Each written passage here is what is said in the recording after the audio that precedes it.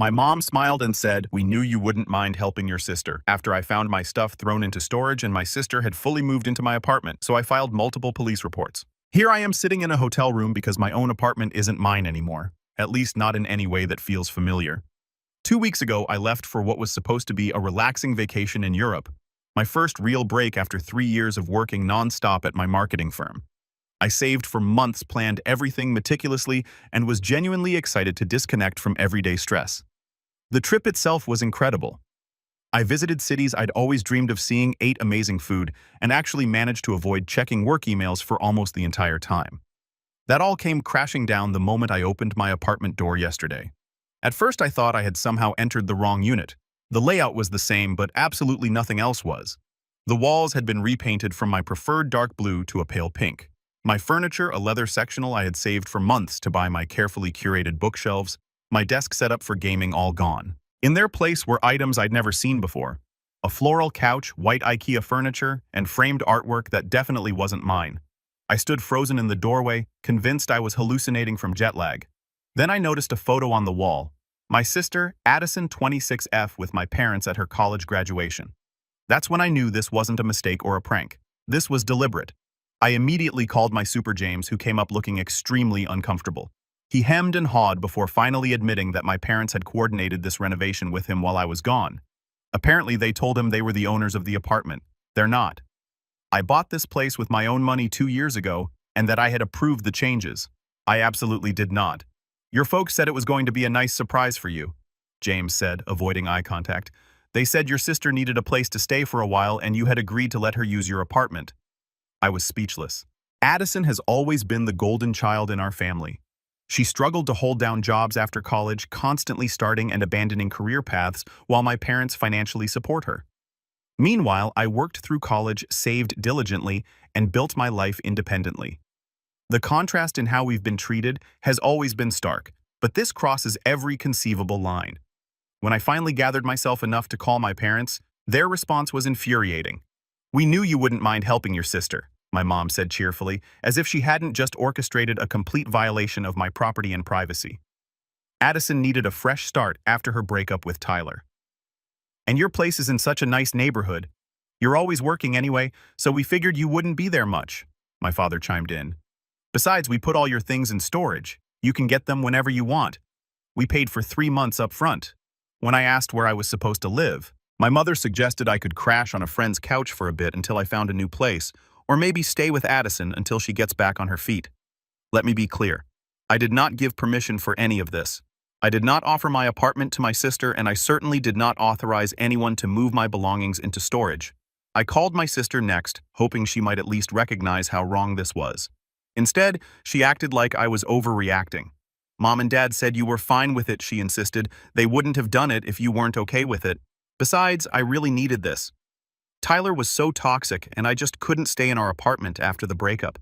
She then had the audacity to add, "The place looks so much better now. Don't you think I'm currently in a hotel? Because I refuse to sleep in what feels like a stranger's apartment. I've contacted a lawyer who specializes in tenant rights and property law, and I have a consultation tomorrow. I've also filed a police report about the unauthorized entry and removal of my property, though the officer seems skeptical since it was my family involved. I'm at a complete loss. My parents have always favored my sister, but they've never gone this far before. They've essentially stolen my home and given it to her, and they genuinely can't understand why I'm upset. My sister seems to think I should be grateful for the upgrade they gave my place. Am I overreacting here? And more importantly, what are my next steps to get my home back? Update 1. 2 weeks later, the super admits everything. First, I want to thank everyone for their support and advice on my original post. The past 2 weeks have been a nightmare, but having so many people validate that I'm not crazy for being upset has been incredibly helpful. I met with a lawyer as planned the day after my last post. She was appropriately horrified by the situation and confirmed that what my family did constitutes several legal violations, including breaking and entering conversion of property and potentially fraud, since my parents misrepresented themselves as the owners of the apartment to my building super. With her guidance, I took several immediate steps. 1, I sent formal letters to my parents' sister and the building management company demanding the immediate return of my apartment to its original condition and the return of all my property. 2, I gathered all documentation proving my ownership of the apartment, including the deed mortgage statements and tax records. 3. I filed a more detailed police report with supporting documentation, though the officers still seemed reluctant to pursue criminal charges against my family. The most significant development came yesterday when I had a meeting with a building management company and James, my super. Under pressure from both my lawyer and his employers, James finally came clean about everything. According to him, my parents approached him about 3 months ago, well before I had even planned my vacation. They told him they were planning a surprise renovation for me and asked what the building's policies were. He explained that as an owner, not a renter, I could renovate as I wished, but any structural changes would need approval. They returned a few weeks later claiming they were the actual owners of the unit and that I was just living there while establishing myself. They showed him some paperwork which he now admits he didn't scrutinize closely that they claimed proved their ownership. They said they wanted to make improvements to the property and also help out my sister who needed a place to stay. James admitted he felt uncomfortable with the arrangement but said my parents were very convincing. They gave him a generous tip for his assistance and assured him I was aware of the general plan, even if the specific changes would be a surprise. The building management company was mortified once they understood the full situation. They've issued a formal apology, placed James on administrative leave pending an investigation, and have committed to helping restore my apartment to its original condition, including covering some of the costs. When I confronted my parents with this new information, their story changed completely. Now they're claiming they were just trying to help both their children and that they truly believed they were still on the deed somehow, despite the fact that I've been making mortgage payments for 2 years and they attended the closing when I bought the place. My sister's reaction has been even more infuriating. Rather than acknowledge the violation, she's angry that I'm making such a big deal out of this and ruining her fresh start. She actually told me I was being selfish for not being willing to help her after her breakup, as if orchestrating an apartment theft was the only way I could have supported her. The storage facility where my belongings were taken has confirmed my parents rented a unit in my name using a credit card. I've been there to check all my things, and while everything appears to be there, some items have been damaged from careless packing. My expensive gaming PC setup was particularly poorly handled, with several components clearly broken. My lawyer is pushing to resolve this without going to court, but she's prepared to file suit if necessary. The immediate goal is to get Addison out of my apartment, my belongings returned, and damages paid for, and the apartment restored to its pre-Ash renovation state. I'm still staying in a hotel, which is becoming financially straining, but I refuse to stay in the apartment while it's in its current state. It feels like such a violation that I can't even bring myself to sleep there. The building management has offered me a different unit temporarily at a reduced rate, which I'm considering. The most disturbing part of all this is how my entire family, parent, sister, and even some extended family who have gotten involved seem to think I'm the unreasonable one.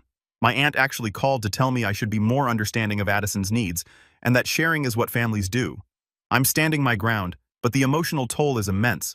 I've always known there was favoritism in my family, but seeing how far they're willing to go breaking the law, lying, gaslighting me when caught has been eye-opening in the worst possible way. Thanks again for the support. I'll update when there are significant developments. Update 2, the psychological toll. It's been 2 months since my last update, and while there have been some positive developments legally, the personal and emotional aspects of the situation have gotten much worse. First, the practical updates. My sister finally moved out of my apartment 3 weeks ago, but only after being served with formal eviction papers. She took her sweet time claiming she needed to find somewhere suitable despite having had weeks of notice. When she finally left, she took some items that weren't hers, including my remaining kitchenware and several small electronics that had been returned from storage. The apartment itself is in rough shape. Beyond the unwanted cosmetic changes, paint, wallpaper, light fixtures, there's significant damage to the hardwood floors. Several large holes in the walls that have been hastily covered with framed pictures, and a persistent smell of cigarettes, even though I have explicitly told Addison many times over the years that I don't allow smoking in my home. The building management has been surprisingly supportive throughout this ordeal. They've covered a significant portion of the repair costs, fired James the super for his role in the deception, and reduced my mortgage payments for 3 months as additional compensation. They've also improved their verification procedures to prevent something like this from happening again. My parents, on the other hand, have gone from defensive to outright hostile. When they realized I was serious about pursuing legal action, they tried a different approach. My father called with what he clearly thought was a generous compromise. They would pay for half the repairs to my apartment if I agreed to let Addison stay there for just 6 more months, while she gets her career on track. When I refused, he exploded, calling me selfish and ungrateful, bringing up every instance where they had helped me financially, which were few and far between, especially compared to their support of Addison. My mother's response has been more passive-aggressive. She's been calling mutual family friends and relatives, spinning a story about how I've always been jealous of Addison, and I'm now punishing her for being their favorite. This has resulted in a barrage of messages from extended family members, some taking sides, others urging us all to work things out for the sake of family harmony. The worst part, though, has been watching my relationship with my sister deteriorate beyond repair. Growing up, despite the obvious favoritism, Addison and I were actually close. We had our issues, but we were still siblings who cared about each other. Now she refuses to acknowledge any wrongdoing on her part. According to her, she was just accepting help from our parents and had no idea I wasn't consulted. When confronted with the fact that she must have noticed all my belongings were gone and replaced with new items, she simply shrugged and said, "I thought you were getting rid of that old stuff anyway." Mom said you were ready for a change. The psychological toll of all this has been immense. I've started seeing a therapist to deal with the anxiety and betrayal I feel. I've had trouble sleeping, concentrating at work, and trusting people in general. If my own family could violate my boundaries so completely and then act like I'm the problem, who can I trust? My lawyer continues to build our case, documenting all damages and violations. We're pursuing both civil action against my parents for the property damage and fraudulent misrepresentation, as well as criminal charges for the breaking and entering and theft. The police have finally taken the matter more seriously after my lawyer's involvement. Though they're still moving slowly, I've also had to take a hard look at what kind of relationship, if any, I want with my family going forward. My therapist has been helpful in working through this, but the reality is stark. My parents and sister have shown they don't respect me, my boundaries, or even basic property laws. They've demonstrated they're willing to lie, manipulate, and gaslight me rather than acknowledge their wrongdoing. I'm back in my apartment now, though it's still undergoing repairs. The pink walls are gone, replaced with a neutral gray, until I decide what I really want. The furniture is mostly from storage, though some pieces needed to be replaced due to damage. It doesn't feel like home yet. I still have moments where I walk in and experience a jolt of disorientation, but I'm working on reclaiming my space. For now, I've decided on limited contact with my family while the legal process unfolds.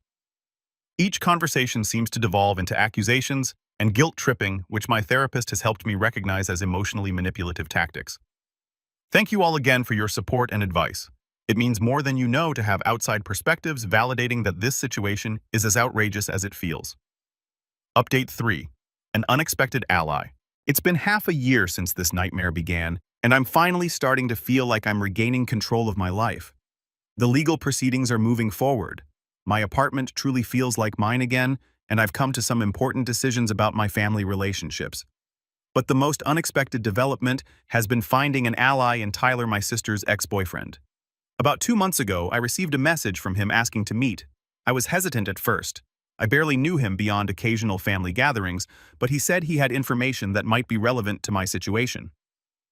When we met for coffee, Tyler revealed that his breakup with Addison wasn't what my family had led me to believe.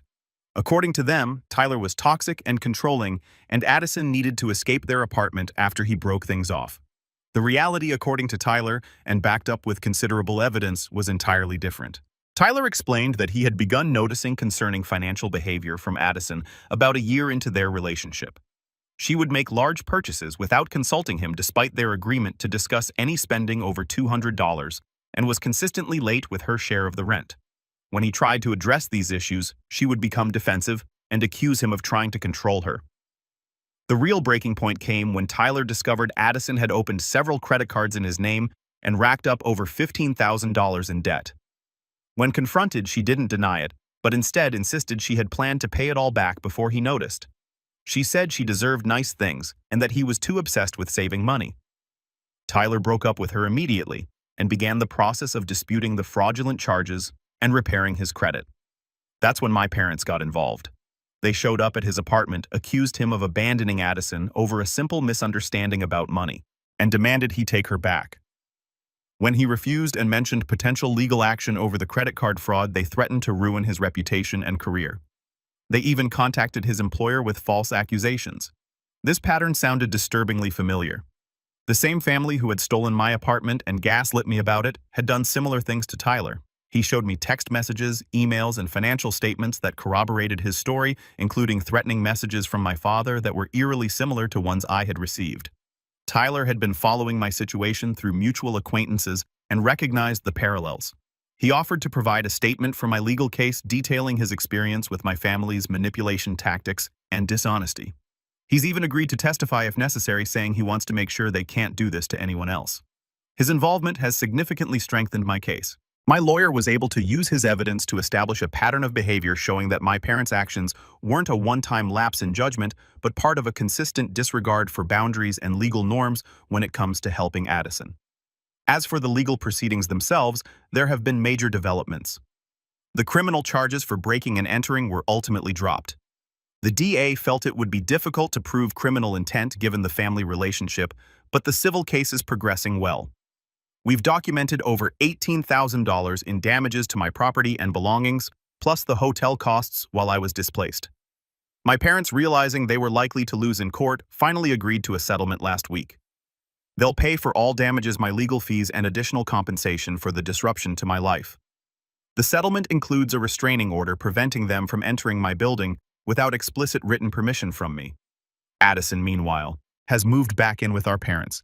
She's been telling anyone who will listen that I've destroyed the family and chosen money over blood. She's even started a GoFundMe, claiming she's a victim of domestic abuse who had to flee her home, conveniently leaving out that the home was mine, not hers. Fortunately, Tyler was able to get it taken down by reporting it as fraudulent. The most significant change has been my decision regarding family contact. After much reflection and work with my therapist, I've decided to go completely no contact with my parents and Addison for the foreseeable future. The consistent manipulation, gaslighting, and refusal to accept responsibility has made it clear that a healthy relationship isn't possible at this time. It wasn't an easy decision. Despite everything, there's still that ingrained desire to maintain family connections. But as my therapist pointed out, they have repeatedly shown they don't respect me as an individual with rights and boundaries. They see me as an extension of themselves, a resource to be used for Addison's benefit. Tyler and I have maintained contact and have actually developed a friendship. We meet occasionally to discuss our progress in recovering from my family's manipulation, and it's been incredibly validating to have someone who truly understands the specific type of chaos they create. My apartment is fully repaired now, and I've made some changes of my own, choosing new paint colors. I actually like furniture that reflects my taste, and significantly upgraded security measures, including cameras and a new lock system. The building management approved all the security upgrades and even contributed to the cost. Work has been understanding throughout this ordeal, and I've recently received a promotion that will allow me to consider moving to a new place entirely, perhaps in a different city where I can truly start fresh. I'm considering my options carefully. The support I've received from this community has been a lifeline through the darkest moments of this experience. When my own family was gaslighting me, your comments helped me stay grounded in reality and gave me the courage to stand up for myself. I can't thank you enough for that. I'll post a final update if there are any significant developments, but for now, I'm focusing on rebuilding my life and finding peace with the difficult decisions I've had to make. For anyone going through something similar, trust your instincts, document everything, seek professional help, both legal and psychological, and remember that you deserve respect and boundaries, even from family. Final update: finding peace and true family. It's been exactly 1 year since I returned from that vacation to find my life turned upside down. So much has changed, and I wanted to share a final update with the community that supported me through the darkest period of my life. The legal matters have been fully resolved. My parents paid the settlement as ordered, though they insisted on doing it through their lawyer rather than communicating with me directly. The money helped cover the remaining repairs to my apartment and allowed me to recoup most of my financial losses from the ordeal. I ultimately decided to sell my apartment. Despite the renovations and security upgrades, it never quite felt like home again. Every time I walked through the door, I felt a shadow of that disorientation and violation from last year. My therapist helped me understand that this was a normal response to trauma and that sometimes physical distance is an important part of healing. With the proceeds from the sale, the housing market in my area has fortunately remained strong. Plus my promotion at work, I was able to purchase a new place in a different neighborhood. It's actually a small townhouse with a tiny backyard, something I'd always wanted but couldn't afford before. The extra space has been amazing, and I've adopted a dog from a local shelter who has become my loyal companion. As for my family relationships, the no-contact decision has remained firmly in place. My parents made several attempts to reconcile in the months following the settlement, but their version of reconciliation never included genuine accountability. The closest they came was my father saying, "We may have made some poor decisions in trying to help your sister, but we had good intentions." That's not an apology, it's a justification. Addison has gone through several phases in her response to the situation. First came anger and victimhood, then a brief period of remorse, which coincided with her needing money, followed by renewed hostility when I didn't immediately forgive her. Last I heard through mutual connections, she's moved to another state with yet another new boyfriend and career path. I've lost contact with some extended family members who couldn't understand why I wouldn't forgive and forget for the sake of family harmony. But I've grown closer to others who recognized the dysfunction and supported my boundaries. My mother's younger sister, who I was never particularly close with growing up, reached out privately to say she'd witnessed the favoritism for years and was proud of me for standing up for myself. She's become something of a surrogate mother figure, and we talk regularly now. Perhaps the most unexpected development has been my friendship with Tyler. What started as mutual support through a difficult situation has evolved into a genuine connection. We're not dating. We both recognized we needed time to heal from our respective experiences with my family, but we've become important parts of each other's lives. He's introduced me to his friend group who have welcomed me warmly, and we've developed traditions like a monthly board game night that has become a highlight in my calendar. Tyler has made remarkable progress in rebuilding his credit and financial stability after what Addison did to him. He's recently started his own small business, and I've been able to help with some marketing advice from my professional experience. It feels good to have a reciprocal relationship where support flows naturally in both directions without manipulation or scorekeeping. Through therapy, I've gained important insights about the family dynamics I grew up with. I've come to understand that my parents' extreme favoritism toward Addison wasn't really about loving her more. It was about her being more emotionally dependent on them, which fed their need for control. My independence and self-sufficiency were threatening rather than admirable in their eyes because they couldn't use it to validate their self-image as essential heroic parents. This understanding hasn't made their actions acceptable, but it has helped me process my childhood experiences in a healthier way. I no longer wonder what was wrong with me that made me less worthy of their support and attention. I can see now that the problem was never with me at all. I still have moments of sadness about losing my family of origin. Certain holidays and milestones can bring a wave of grief for the loving, supportive family I wished I had. My therapist has helped me recognize this as a normal part of the process. I'm mourning not just the loss of the actual relationships, but the loss of the possibility that they could ever be what I needed them to be. But those moments are balanced by the joy of building what therapists call a family of choice. Meaningful connections with people who respect my boundaries, celebrate my successes without jealousy, and offer support without ulterior motives or conditions. Between my closer extended family members, Tyler and his circle, colleagues who became friends and neighbors in my new community, I have more genuine connection now than I ever did growing up. As a final note, I've recently started volunteering with a legal aid organization that helps people dealing with housing violations and tenant rights issues. My experience showed me how vulnerable people can be when their home is violated and how challenging it can be to navigate the legal system while dealing with the emotional trauma of such violations. If my story can help others protect themselves or recover from similar situations, then some good will have come from this difficult chapter. Thank you all one last time for your support throughout this journey. When I first posted here, I was shocked, confused, and questioning my own reactions. Your validation and advice helped me find the strength to stand up for myself and rebuild my life on my own terms. I hope my story might someday help someone else who finds themselves in a similar situation. Life isn't perfect. It never is. But it's mine now. Lived according to my own values rather than in response to manipulation and guilt. And that makes all the difference.